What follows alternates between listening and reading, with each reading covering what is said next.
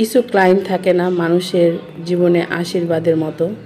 আমার কিছু ক্লায়েন্ট হলো এরকম। প্রথমেই আপনাদেরকে আমি ওনার রিভিউগুলো দেখায় দিলাম। উনি ওনার পেজ থেকে অনেকবারই শেয়ার করছেন আমার পেজের কথা, অনেকবারই থ্যাংক ইউ বলছেন।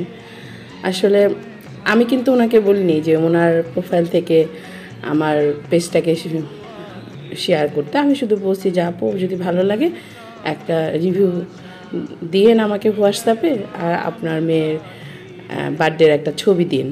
কিন্তু উনি নিজের থেকেই, মানে ওনার এত ভালো লাগছে যে উনি নিজের থেকেই আমাকে আমার পেজটাকে শেয়ার করছে। আসলে এই ক্লায়েন্টগুলা জীবনে আশীর্বাদের মতো, এত ভালো ওনারা।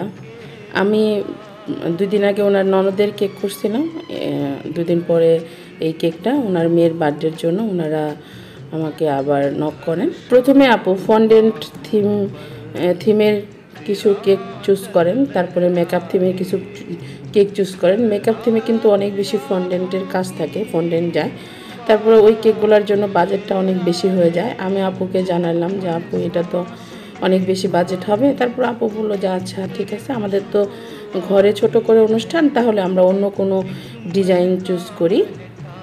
ছোট্ট পরিটা তারপর এই ডিজাইনটা চুজ করে দেওয়ার পরে আমি আপুকে বললাম যে আচ্ছা ঠিক আছে আপু, আমি যে কোনো কেক আলহামদুলিল্লাহ হুবহুই ফলো করতে পারি। তারপরে কেউ কারো কাজ তো পুরোটা ফলো করতে পারে না, আমি আমার মতো করে সুন্দর করে দেওয়ার ট্রাই করব। তারপর অবশ্য আমি আপুকে বলছিলাম যে আপু এখন আরও অনেক ট্রেন্ডি ডিজাইন আছে, আমি যদি একটু কাস্টমাইজ করি তাহলে কি প্রবলেম হবে? আপু আমাকে অনুমতি দিয়েছিলেন, কিন্তু ছোট বাচ্চা তো আসলে ও এই ডিজাইনটা চয়েস করছে।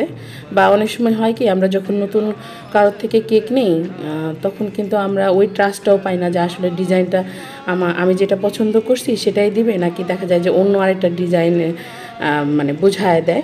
তো আলহামদুলিল্লাহ আমার কাছে কি মনে হয় জানেন, যে আমি যদি একটা জিনিস না করতে পারি সেই দায়িত্ব তো আমি নিব না। এখন যারা মানে এক ডিজাইন বলে আরেক ডিজাইন দেয় বা ওই ডিজাইনের ধারের কাছেও যাইতে পারে না, তারা কেন নেয় আমি জানি না। তবে আমি কখনোই নিব না, আমি সোজাসুজি বলবো যে আমি এই ডিজাইন করতে পারবো না। তবে আমার এতটুকু বিশ্বাস নিজের উপর হয়েছে, এবং আলহামদুলিল্লাহ যে আমি যে কোনো কালারও মিক্সিং করতে পারি, এর জন্য আমার কাউকে জিজ্ঞেসও করতে হয় না, এবং যে কোনো ডিজাইনও ফলো করতে পারি, এবং আস্তে আস্তে ফন্ডেন্টের ক্যারেক্টারগুলোও আমি তৈরি করতে পারি। আমি সবসময় চেষ্টা করি যে আমার কাজ দ্বারা যেন আমি ক্লায়েন্টকে অনেক বেশি হ্যাপি করতে পারি, এবং সবসময় চেষ্টা করি যে আমার ক্লায়েন্ট যেন খুব বেশি স্যাটিসফাইড হয়, এবং তারা যেন ফিল করে যে আমি এই দামে এই কেক পাইছি, আমি অনেক জিতে গেছি। আমার ক্লায়েন্টকে জেতাইতে খুবই ভালো লাগে। আর এখন দেখেন এই যে গোল্ডেন লিফটা লাগাইতেছি, এটা আমার সবচেয়ে ভয় লাগে লাগাতে, আমার বিরক্তও লাগে, এত বেশি বিরক্ত লাগে এই বর্ডার করতে। কিন্তু কি করব, ডিজাইন করতেই হবে। আবার অনেক ভয়ও লাগে যে কেকে যদি হাত লেগে যায় ফিনিশিংটাই নষ্ট হয়ে যাবে। আর পুরো ডিজাইনটা আমি আপনাদের দেখাইতে পারি নাই, সেই জন্য আমাকে ক্ষমা করবেন, খুবই আন্তরিকভাবে দুঃখিত। আমার তো একটা ফোন, আমার ওই ফোন দেখে ডিজাইন হুবহু কপি করতে গিয়ে আমি পুরো ভিডিওটা করতে পারি না। আমার যদি কখনো সামর্থ্য হয় আরেকটা ফোন নেওয়ার, তখন আমি চেষ্টা করব যে পুরো ভিডিওগুলো করতে, বা এখনও চেষ্টা করি, হয় না। সবচেয়ে স্যাটিসফাইং পার্ট হলো কেকটা রেডি হওয়ার পর কেকটার দিকে শুধু তাকাই থাকতে ইচ্ছা করে, এত সুন্দর হয়েছে। ক্লায়েন্ট আপু অনেক বেশি পছন্দ করছে, অনেক বেশি। সবাই ভালো থাকবে।